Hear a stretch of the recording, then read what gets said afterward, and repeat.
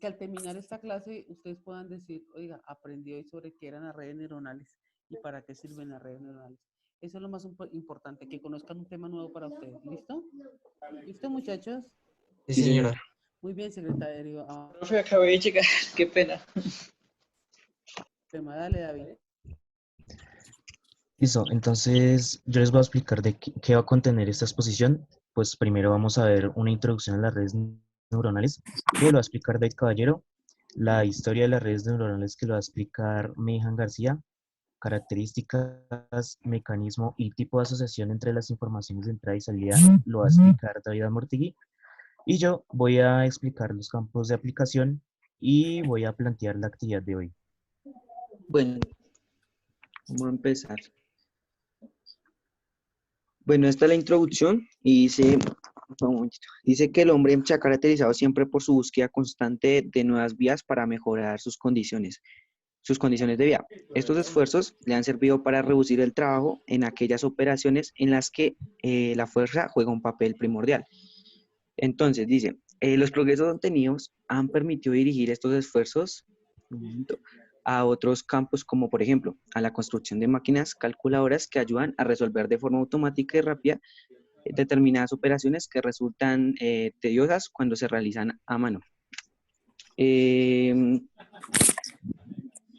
de los primeros en acometer esta empresa fue Charles, que acá estará.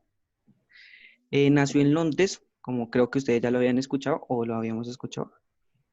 Fue un matemático y científico de la computación. Bueno, en fin, quien trató de infructuosamente de construir una máquina capaz de resolver problemas matemáticos. Bueno, en definitiva, las redes neuronales son más que un modelo artificial y simplificado del cerebro humano, que es el ejemplo más perfecto del que disponemos para un sistema, que es capaz de adquirir conocimiento a través de una experiencia. Una red neuronal es un nuevo sistema para el tratamiento de la información cuya unidad básica de procesamiento está inspirada en la célula fundamental del sistema nervioso humano, o sea, la neurona. Las redes neuronales son más que otra forma de emular ciertas características propias de los humanos, como la capacidad de memorizar, de asociar hechos, si se examinan con atención a aquellos problemas que no pueden expresarse a través de un algoritmo. Se observa que todos ellos tienen una característica en especial, que pues es la experiencia. El hombre es capaz de resolver estas situaciones acudiendo a la experiencia acumulada. Bueno, ahora les voy a dar una diferencia entre las neuronas biológicas y las artificiales. Bueno, una principal que yo leí es que las redes neuronales biológicas, como bien su nombre indica, están compuestas por células vivas, las neuronas, mientras que las redes neuronales artificiales son unidades procesadoras, es decir, elementos informáticos. Hay otra diferencia que es las redes neuronales biológicas son sistemas complejos que se controlan no solo en procesos mentales como el razonamiento, sino también como motores. En cambio, las redes neuronales artificiales se enfocan principalmente en el espacio analítico, llegando a ser mucho más rápido en el procesamiento de la información, o sea, el cerebro. Ahora va a ver mi compañero con la historia, ¿me dijan?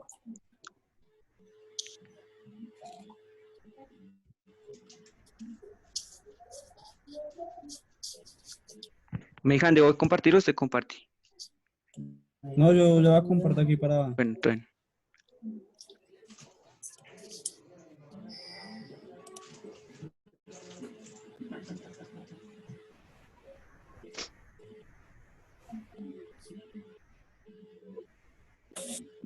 ¿Me escuchan? Sí, sí. Ahí te lo escuchamos. Sí, ahí te escucho bien.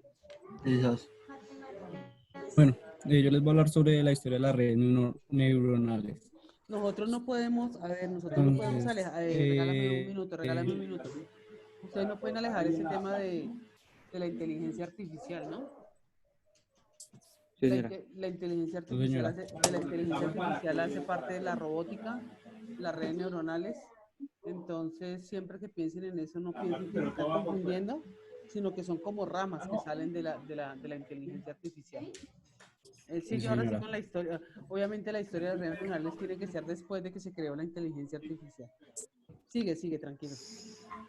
Bueno, pues uno de de los principales objetivos de las personas en los últimos años ha sido conseguir diseñar y construir máquinas capaces de realizar procesos con cierta inteligencia.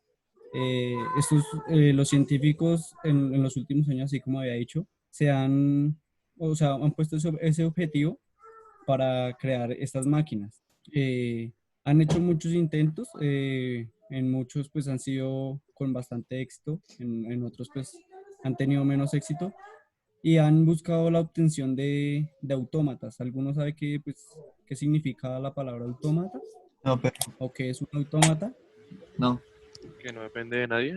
Eso sí, eso. Pues, o sea, la palabra autómata Copia de nadie. significa que es una máquina automática que es capaz de realizar determinadas operaciones gracias a la programación. Entonces, a esta máquina se programa para que sustituya a los seres humanos en algunas tareas, en especial las tareas que son pesadas o peligrosas para los seres humanos. Entonces, pues esto es como el objetivo de los científicos últimamente. Entonces, la otra línea de investigación ha tratado de aplicar principios físicos que rigen en la naturaleza para obtener máquinas que realicen trabajos pesados en nuestro lugar, así como ya he dicho anteriormente. De igual manera, se puede pensar respecto a la forma y capacidad de razonamiento humano. Se puede intentar obtener máquinas con esta capacidad basadas en el mismo principio de funcionamiento. Entonces aquí, pues digo que no es que se trate que las máquinas nos vayan o sea, nos vayan a sustituir completamente o que compitan con nosotros, sino que realicen ciertas tareas que pues nos ayuden en nuestra vida cotidiana. Estas redes es el principio básico de la inteligencia artificial, así como pues ha dicho la profesora. Bueno, entonces aquí tenemos como tal la primera aplicación de las redes, o sea, de una máquina autómata en la historia. Pues yo creo que, o sea, pues yo pensaba que era mucho más actual, pero pues aquí vemos, yo investigué que no es así. La primera autómata de la que se tiene pues así registro es la de Herón, que construyó una máquina. Es un tipo de, o sea, que ya podemos ver en la imagen, no sé si puede ver, que es como un balde, o sea, ese balde es como una olla y ahí tiene agua. Entonces se prendía el fuego, ahí abajo pues se ve donde están como las ramas y eso, ahí se prendía el fuego y el agua vaporizaba y hacía rodar la esfera que está arriba.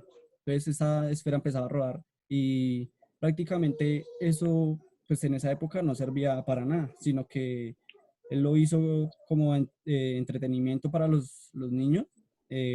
Cuando los niños jugaban, o sea, prendían ahí esa máquina, pues se entretenían ahí o sea, viendo girar la esfera.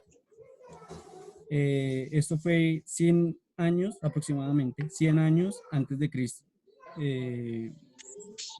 Bueno, antes acá ya empezamos en 1936, que Alan Turing, este señor, pues yo creo que lo hemos escuchado mucho en esta carrera, porque fue el primero en estudiar el cerebro como una forma de ver el mundo, de la computación, obviamente.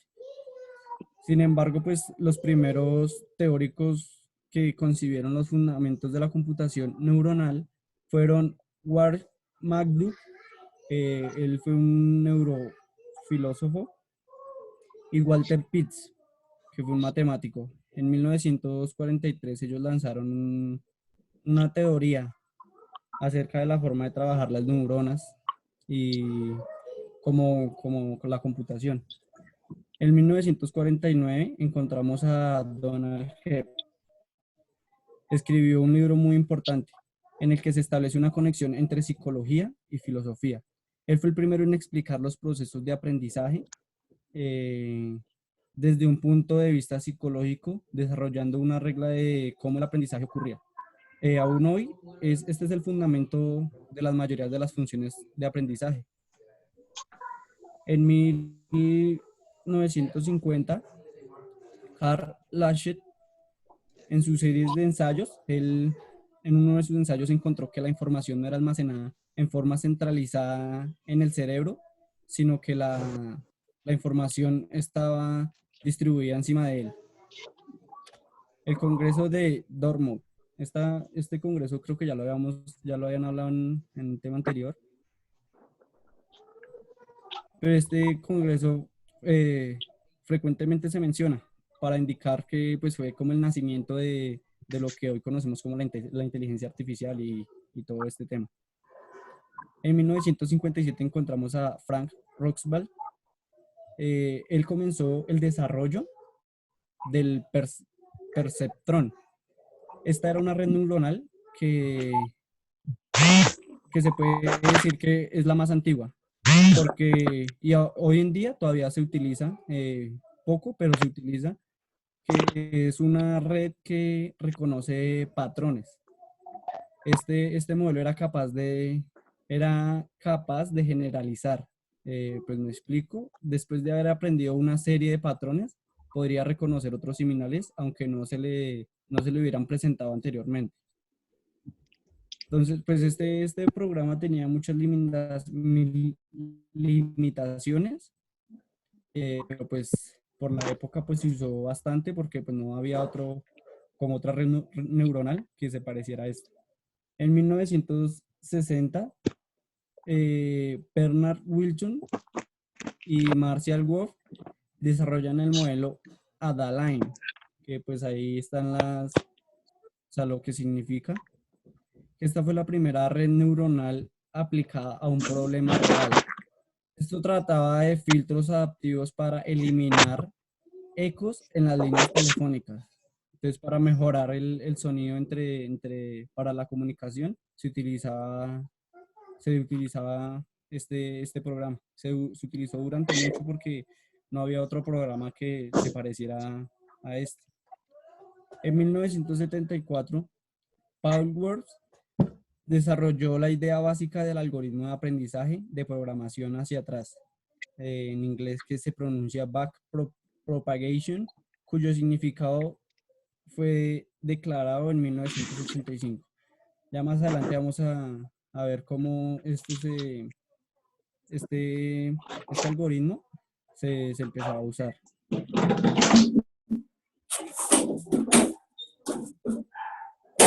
En 1977, Steve Grush, que también es considerado uno de los más influyentes en la computación, lanza la teoría de la resonancia adaptada. Esta teoría de la resonancia es como una arquitectura de red que se diferencia de todas las demás que se habían inventado, porque esta simulaba otras habilidades del cerebro, como la memoria a largo y corto plazo. Entonces eso fue lo que más influyó en esta teoría. Pues aquí está el señor que inventó esta teoría. Un dato ahí que no puse porque pues me pareció muy pequeño, pero que influyó en la historia, es que en 1977 un ingeniero electrónico llamado Teivo Cohen desarrolló un modelo similar al de Anderson, pero independiente, el que ya había hablado anteriormente, sino que este ya era más independiente y trabajaba así por sí solo. En 1980, Kuniho Fukushima desarrolló un modelo neuronal para el reconocimiento de patrones visuales. Entonces, pues acá ya se empieza a ver, o sea, patrones, redes que pues aún se utilizan en la actualidad. En 1985, Geoff Ford provocó el nacimiento de las redes neuronales con su libro Computación Neuronal de Decisiones Problemáticas de Optimización. En este libro abarcó todos los temas y desmintió algunas teorías que eran falsas que se habían sacado. Entonces, pues con esto ya fue un gran avance y ya para los nuevos proyectos ya era un poco más fácil cambiar ciertas cosas que habían fallado pues en las teorías pasadas. En 1986, que fue el año como en el que ya se empezó a ver, o sea, ya se empezaron a crear las redes que estamos utilizando actualmente. En este año, David Rumelhart y Hinton descubrieron el algoritmo de aprendizaje de programación hacia atrás. Ya lo había hablado o sea, ya lo había hablado anteriormente. Entonces ellos como que volvieron a utilizar ese algoritmo y a partir de este año el panorama fue alentador con respecto a las investigaciones y el desarrollo de las redes neuronales. Entonces aquí ya se empezaron a crear todas las redes y todo eso. Ya en la actualidad son numerosos trabajos los que se realizan y se publican cada año.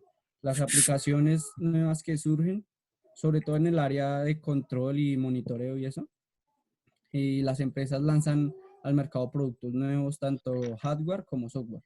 Entonces, pues aquí ya en la actualidad, pues ya vemos que básicamente es eso. Ya cada vez se crean nuevos proyectos y nuevas cosas de redes neuronales, más que todo para las empresas y los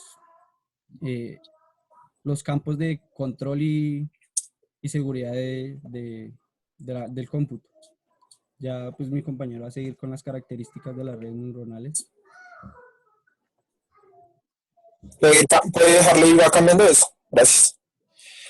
Bueno, vamos a hablar sobre las características de las redes neuronales, de las cuales se dividen en cuatro partes. Que son Bájale como... un poquito a tu micrófono porque yo lo escucho súper alto. ¿El mío, breve? Sí, el tuyo. ¿Y cómo se baja? Ahí en Zoom. ¿Ahí? En Zoom tienes una opción en la parte de la izquierda donde dice silenciar, hay una flechita hacia abajo, tú le das clic y le das de salida, no de entrada sino de salida, para que los de salida, o soy solo yo o son todos, cuénteme. No, sí se escucha fuerte, pero sí se escucha duro. Fuerte, sí. No me da opción. ¿Y si hablo así de pasito? Eso ahí ya, eso. Haga cuenta que le está hablando la novia al oído.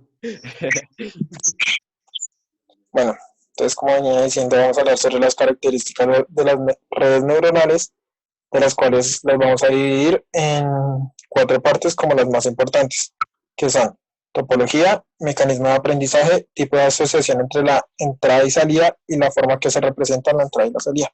Entonces, primeramente vamos a hablar sobre la topología. ¿En qué consiste la topología? Es la organización y disposición de los neurones de la red formando capas de agrupaciones o agrupaciones de neuronas. Los parámetros fundamentales de esta red son número de capas, número de neuronas por capa, grado de conectividad y tipo de conexión entre neuronas. Acá vemos una imagen. En esta imagen nos muestra que en la primera imagen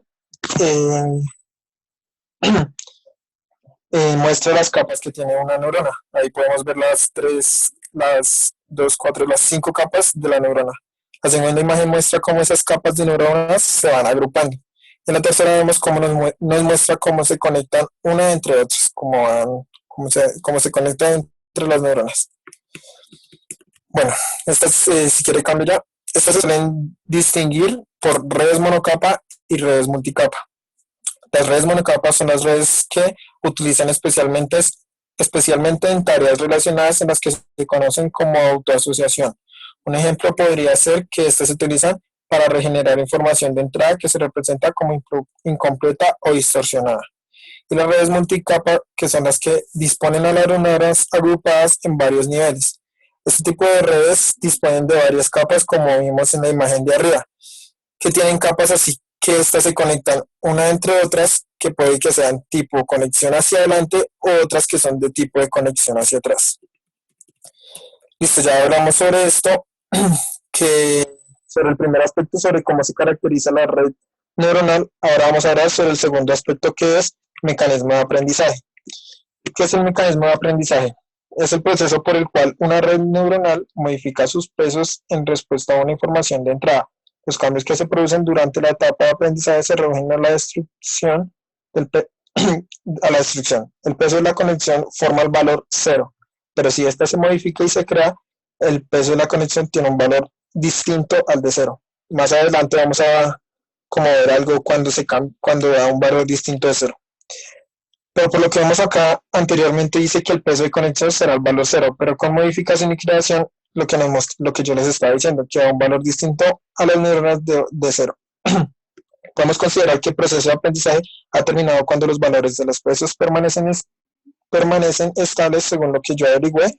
Es un aspecto que determina criterios de regla de aprendizaje, o sea, como que se van a modificar los pesos. Así que estas se modifican de forma general. Se consideran dos tipos de reglas para poderlas modificar, que son aprendizaje supervisado y aprendizaje no supervisado. La diferencia de ambos es que puede ser que se utilice, para diferenciarlos es que un agente externo controla el proceso. Vamos a hablar primero sobre las redes con aprendizaje supervisado. Estas se caracterizan por el proceso de aprendizaje que se realiza mediante un entrenamiento controlado por un agente externo, supervisor o maestro, que determina la respuesta que debería generar la red a partir de una trama determinada. Un ejemplo, pues no tan que sea así, pero pues algo para que medio lo entendamos, es que, digamos, nosotros como estudiantes necesitamos para que un ejercicio nos dé una respuesta bien, necesitamos como de quién, como la profesora, un supervisor o un maestro, que nos diga el procedimiento desde que empezamos hasta que terminemos, que esté bien y que el resultado quede perfecto. Así suele pasar con la red de aprendizaje supervisado. Listo, ahora vamos a hablar sobre la red de aprendizaje no supervisada, las que no requieren de influencia externa para ajustar los procesos de la conexión entre sus neuronas.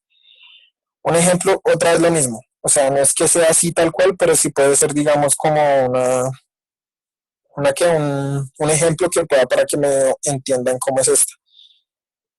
Y pues según lo que yo entendí, es que un ejemplo puede ser la computadora, pues ella misma es independiente, pero obviamente se necesita de un agente que la maneje, pero ella misma saca la respuesta de una operación.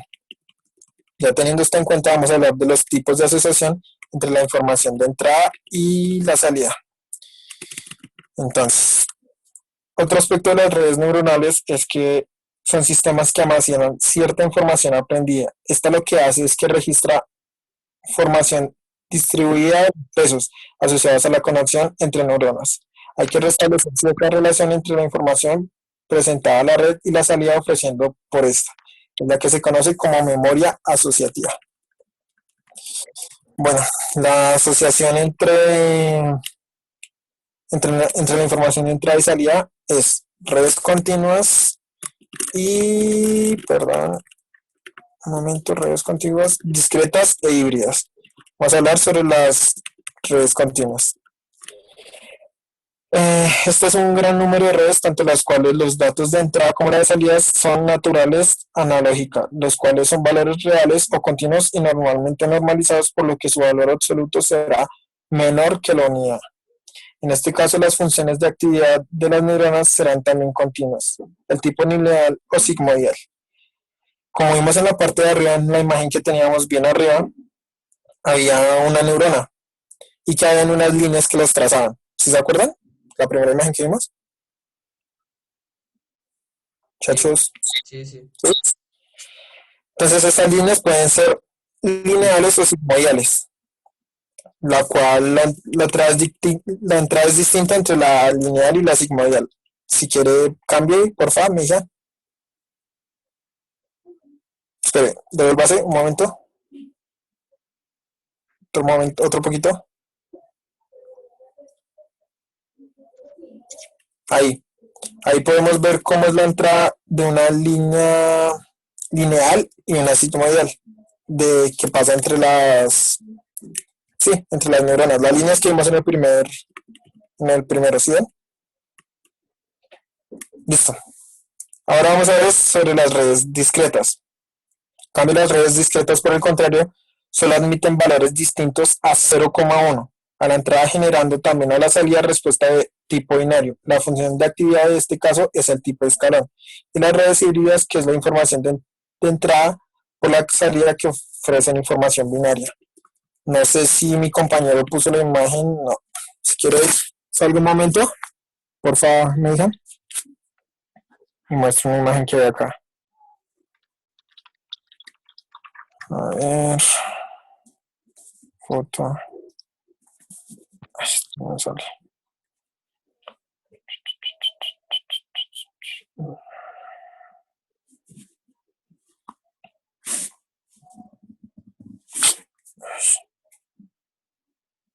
Espérame un momento.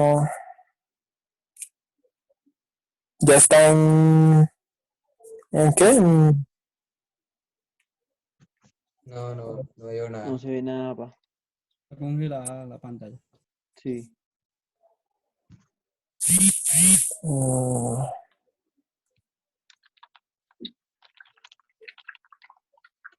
¿Va? No, Creo que ya sí. sí, No, ahí, Ya se ve. ahí ya se ve, ya se ya ve. se ve. Listo.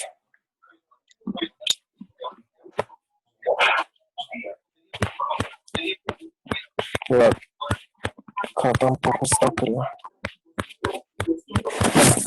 Si quieren Tranquilo, ver, búscala con calma.